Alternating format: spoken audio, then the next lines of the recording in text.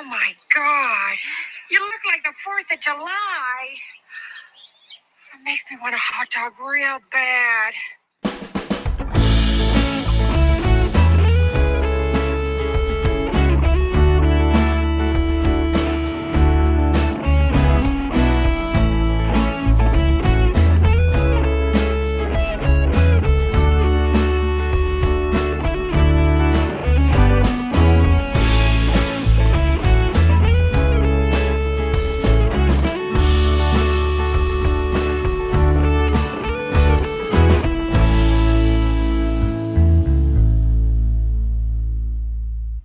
Hey there, food fans. Welcome back to the Food for ThoughtCast. Thank you so much for listening. I'm your host, Melissa Reagan, but as always, you can call me Chef.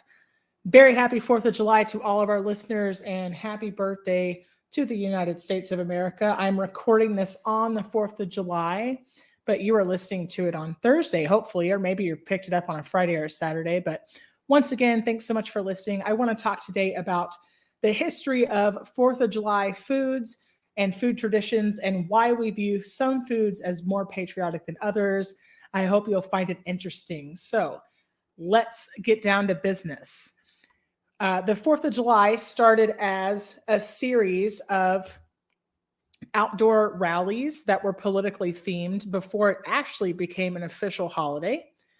So, for example, in the early 1800s, the colonists in Virginia had been getting together during the summertime to smoke large animals over a pit. This was a tradition that had been happening before the nation was founded, and it comes from the Spanish barbacoa, which was believed to derive from a word used by the indigenous Taino people of Hispaniola.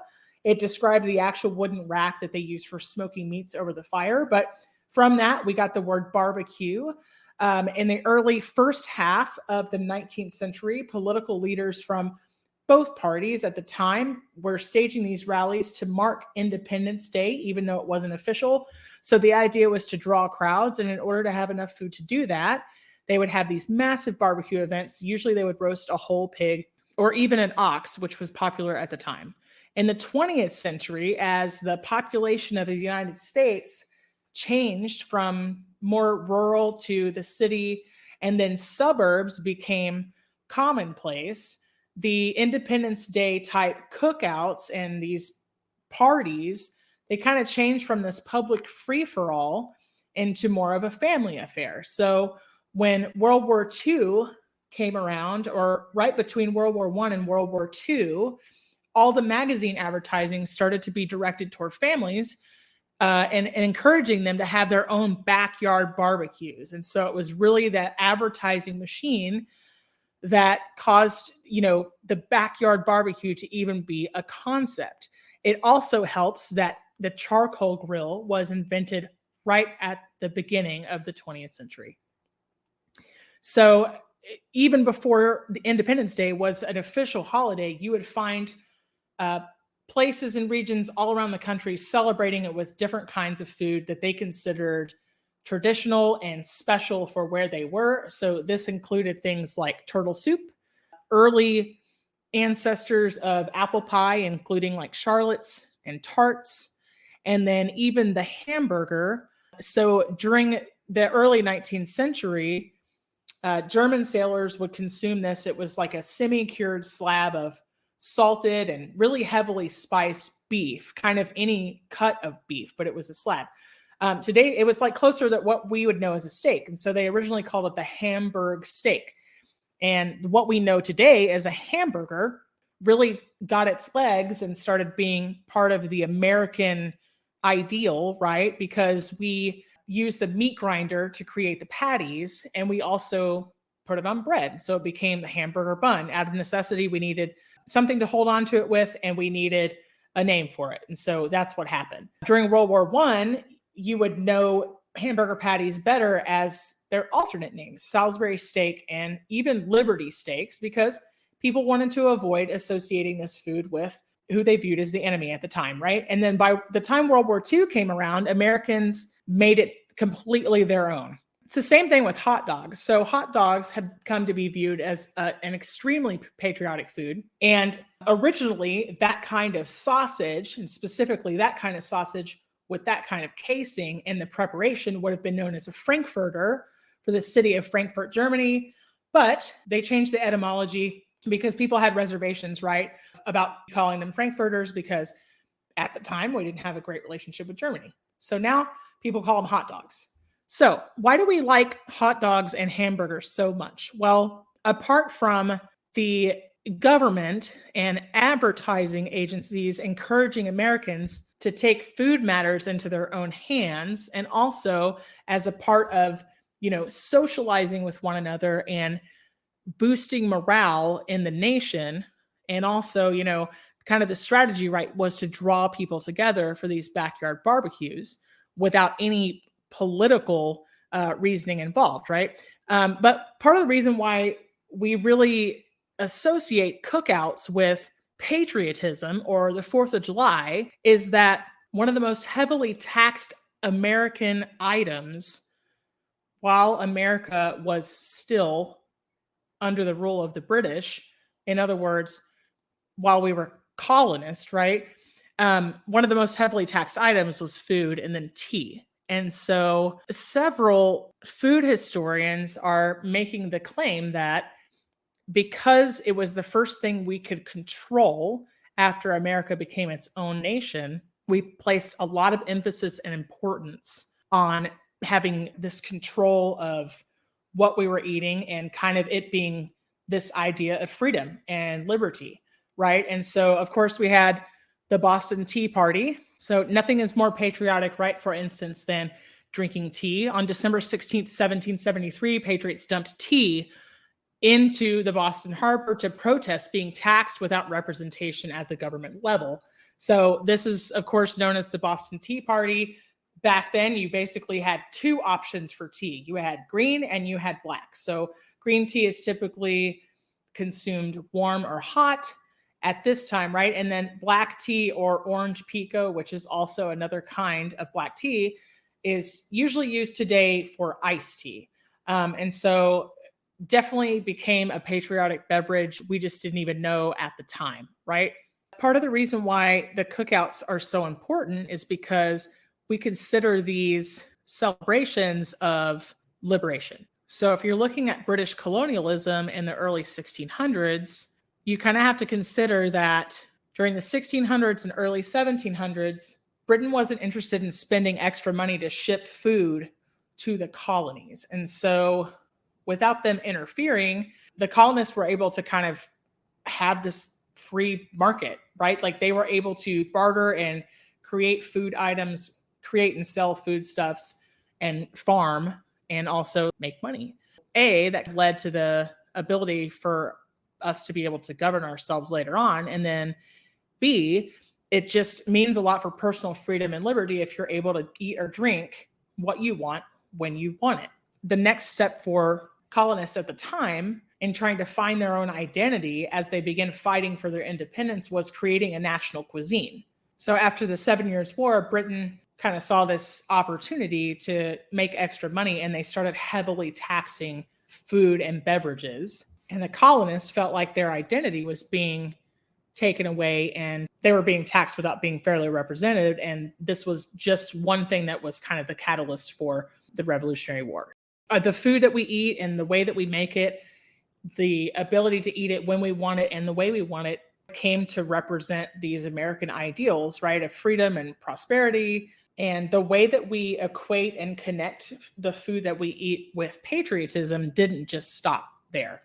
Right before World War I, white bread was becoming popular with most Americans. But during the First World War, the government and advertising agencies being paid by the government were trying to persuade Americans to go back to whole grain bread and only reserve the white flour for white bread for the troops who were overseas.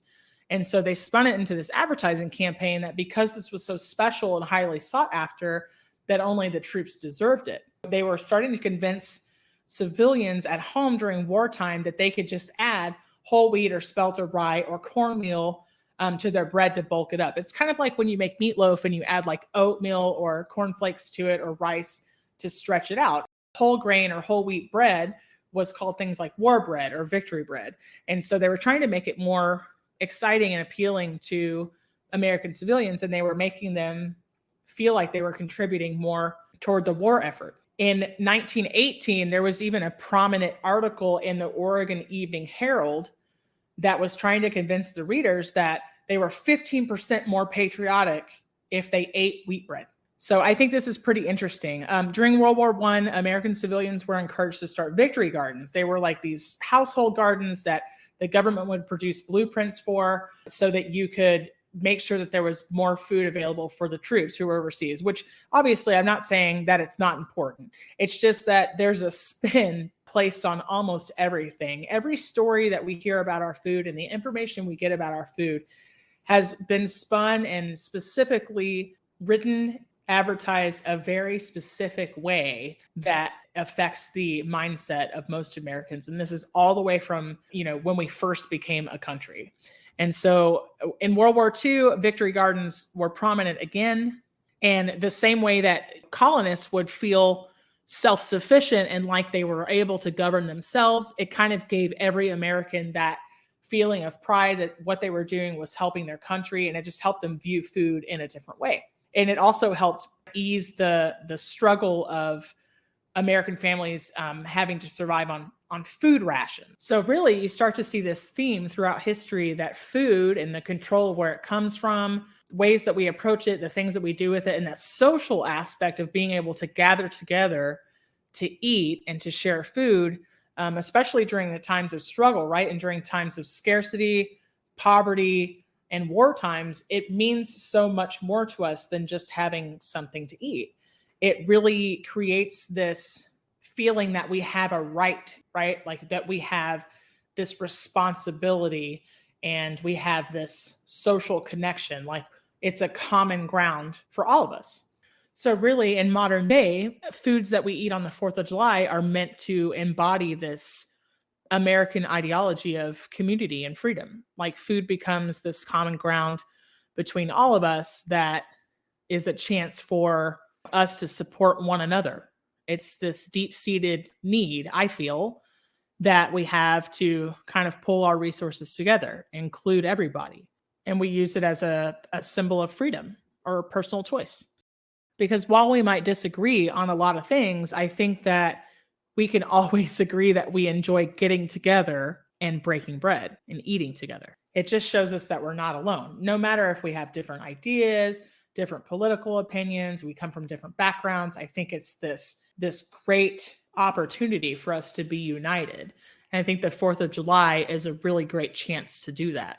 So I want to talk a little bit about the history of hot dogs on the 4th of July. Hopefully on the internet or on TV, you have seen the Nathan's hot dog eating contest. It's held on July 4th every year. The first contest was held in 1972. So early on, they held this Nathan's hot dog eating contest at Coney Island on the 4th of July, and then they also held a couple of contests on Memorial Day and Labor Day. But by the time that the 1980s rolled around, Nathan's started hosting the contest on July 4th every single year. And they used ad campaigns and their PR agent to tie this specific food to the holiday on purpose. So it was by design that we equate hot dogs with the 4th of July. So the history of the hot dog goes all the way back to the 1400s. Usually it would have been a sausage, with certainly every type of wurst and frankfurters being really close to what we now know as a hot dog. But the term hot dog was coined in an 1893 edition of the Knoxville Journal, and it became widely used to represent a sausage and a bun. Lots of early hot dog carts were decorated with pictures of dogs, and then of course the wiener dog would be pictured, in a bun, and they would it would be like these comical cartoons. They would either look scared or happy, or they were meant to be funny. And so as hot dog stands and carts became popular, like all across the United States, every culture would start putting its spin on hot dogs. German Jews, for instance, really popularized the idea of an all beef hot dog because pork isn't kosher. Chicago had a large Greek population, and that's where we get the toppings of tomatoes, sport peppers, and the green relish. These are all things that skew more Mediterranean. Thus, the Chicago-style hot dog was born. Greek immigrants popularized a type of meat sauce. It was a little bit thinner than what we know as chili now, and of course, it doesn't have the regional connotation in the United States that chili does. But hot dog sellers in Coney Island adopted this trend, and it became the modern chili dog. Hot dogs became synonymous with America. Different hot dogs had all these different cultural spins, making them uniquely American, because after all, we're a nation full of immigrants. So we took this unique food now to America in its most modern form that would have been in the 1980s, and every single place in America has its own type of hot dog. And again, it's believed that the hot dog stand or a hot dog cart itself attracts people from every walk of life, and they're eating together elbow to elbow. There's no fancy table, there's no gatekeeping, there's no door, there's no bouncer, right? Like everybody is eating their city or region's signature style of hot dog, elbow to elbow, side by side. Some people in work clothes, some people in casual clothes, but there's nothing more American than being united by a common ideal. And a lot of countries now will have their own traditional type of sausage, like Polish sausages and bratwurst. But you can find New York style and Chicago style hot dogs everywhere in the United States. That's how popular they have become. So according to the National Hot Dog and Sausage Council, which I kind of can't believe is a thing, Americans purchase 350 million pounds plus of hot dogs at retail stores, grocery stores rather, every single year. And that number still doesn't include hot dogs sold at sports events and carnivals and fairs. Like, that's a crazy amount of hot dogs. So as a matter of fact, Nathan's has done such a good job of connecting hot dogs to American culture that ESPN says the ratings for their annual hot dog eating contest actually outperform the ratings of Major League Baseball games if they both happen on the same day, which is crazy because baseball is also something that's considered majorly patriotic. And what do you do at a baseball game? You eat hot dogs. So I'd like to share with you a few foods that author Brett Sember considers to be even more patriotic than hot dogs and hamburgers, either because of their history or because of their significance. So corn, he says, is more American than apple pie because Native Americans, the first peoples of America, were cultivating it for hundreds of years before the colonies were even settled. The earliest recipe for cornbread, but in a different form called a Johnny cake, wouldn't have baking powder or baking soda at the time, of course, because those didn't exist. So it was unleavened, but it's somewhere between cornbread and a pancake, right? You make these in a skillet, especially easy to make over an open fire. The first recipe for this that's noted in an American cookbook appears in 1796. He also says that cherry pie is more American than apple pie. Cherry pie was often served at Mount Vernon, and this pie was a food that the colonists made quite frequently, and they made it just as often as they did at home, home meaning England. Now, hardtack is considered patriotic compared to a hot dog and hamburger. So the precursor to a biscuit, and that is an American biscuit, it's a very hard dried cracker made from flour and water and salt. It can last years without going bad, and it was a reliable and sustainable food for those making the journey to America for the first time because it would last for a really long time. Today, the modern equivalent of this, of course, is a saltine cracker. Also, the Pilgrims would have eaten dried cow tongue on their journey here, which I say, hey, there's nothing more American than that because now you can find lingua tacos on every corner. Shellfish, he surmises, is a great way to remember American ingenuity. The Pilgrims made landfall on Cape Cod. They had to learn how to survive in this new environment. They really weren't that good at fishing, but they were able to gather shellfish, and a clam bake, for example, would be considered extremely American. Baked beans. Beans were given as part of the rations for soldiers in the Revolutionary War. They would receive dried beans or peas, bread, or the hardtack that I mentioned before.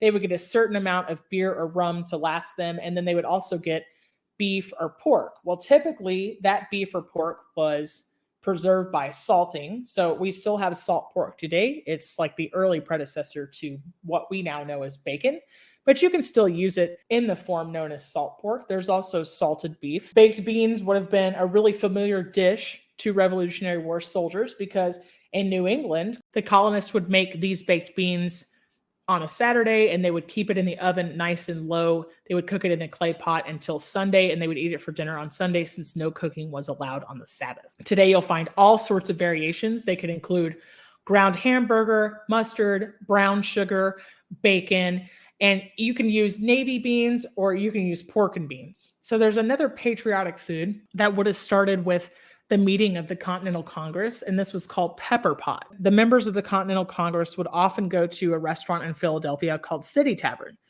And City Tavern would serve pepper pot, and it was a hearty stew made with pork or beef tripe, which is the intestines, assorted vegetables, greens. It was usually whatever they could get their hands on, and cassava. Now, cassava is a starch that is common in South America and the Caribbean. And this actually makes a lot of sense because the West Indies trading company would have brought tea and everything else, by way of ship to what they were considering the New World, right? So they called this pepper pot. Sometimes they would use peppers to flavor it as well. And it really tracks for what these men would have been exposed to, both from the spice trade and slavery. There's a food you might not have heard of called syllabub. Syllabub was a dessert that was served in the White House right after it was built. Would have been on New Year's Day in 1801, and this is during John Adams' presidency. This is a dessert that consists of cream and sugar and lemon.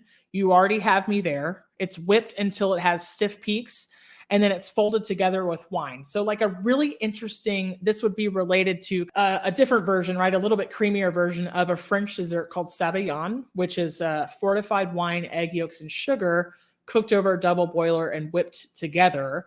The closest thing we have to this would be pastry cream, right? Like if you're going to eat or make pudding or like a chocolate cream pie, but this would be almost closer to a chantilly. Now, chantilly is a kind of a fancy name for sweetened whipped cream. So this would be lemon. It would most likely be some of the ground up rind, zest, and a little bit of juice, and then heavy cream, or what they would have called back in that day, double cream, and then sugar. So those would have been whipped together and then folded with just a little bit of wine. And they might have this with like a shortbread cookie or some fruit. And honestly, this doesn't sound terrible. So I kind of want to look into this and make it. I'll report back if I end up doing it. So another beverage that you might equate with patriotism or the 4th of July is lemonade. This is frequently featured at most 4th of July cookouts, unless you prefer beer or wine or a cocktail. Usually lemonade is a really good option to have on hand for the kiddos. The recipe hasn't changed much in about 1,000 years. So the origin of lemonade as a beverage can be traced all the way back to ancient Egypt. And a study performed in February of 2018 in the science journal titled Nature says that food historians believe that the lemon, or a hybrid of it, has been around since the late Miocene epoch, and that's 8 million years ago. The first time that lemonade became popular was in 17th century Europe. They were using sparkling water, lemon juice, and honey. Street vendors would sell it from these tanks strapped to their back. So it was like precursor to the modern camelback backpack, and they just didn't even know how popular it was going to be someday. Lemonade became so popular in Paris that in 1676, they actually formed a union of lemonade vendors. If you hop over to Great Britain in the 1780s, Johann Schwepp developed a method for carbonating water. He invented this compression pump that made it to where they could mass produce fizzy water. So by the 1830s, there was Schweppes fizzy lemonade. Yes, that's Schweppes. And then in the 18th century, lemonade came to America with European immigrants. During the Victorian era, the temperance movement advertised lemonade as an alternative to alcohol. Sunkist was advertising at the time, goodbye to liquor, here's to lemonade. From 1877 to 1881, the White House had completely banned alcohol from all state celebrations. Rutherford B. Hayes was trying to gain favor with the Prohibition Party. This earned his wife, Lucy, a nickname of Lemonade Lucy because she would serve lemonade at every single function. Lemonade gained the most popularity in the United States when lemons started being grown and produced and exported from Florida. Also, the availability of cane sugar made lemonade widely available. The first lemonade stands were believed to have started in New York around 1879, and it was mostly children who ran them. So, really, in a time where the United States was rethinking its relationship with alcohol, lemonade became the kind of high point of a lot of festive occasions. It was easy to make and everybody could drink it. Even back before Prohibition, there was an article in the Norfolk Virginian of July 9th, 1904, that said the 4th of July without lemonade would be like the play Hamlet with Hamlet left out. So, like so many other things that we consider traditional, common, necessary, popular, and standard, this was really the result of a calculated ad campaign. I hope you enjoyed this 4th of July episode, wherever you are and whatever you're eating. I hope that you're doing so with people you love and celebrating your freedom. That's a wrap for today. Until the next episode of the Food for ThoughtCast, make good food, eat good food, share it, and be kind to one another. Thanks so much for listening today. You are part of what makes us special, and we are so glad you joined us. Don't forget to rate, subscribe, and leave a review. Just like food, delicious podcasts are better when you share them with others. Come back for seconds wherever podcasts are served, and we'll catch you in the next episode of the Food for ThoughtCast.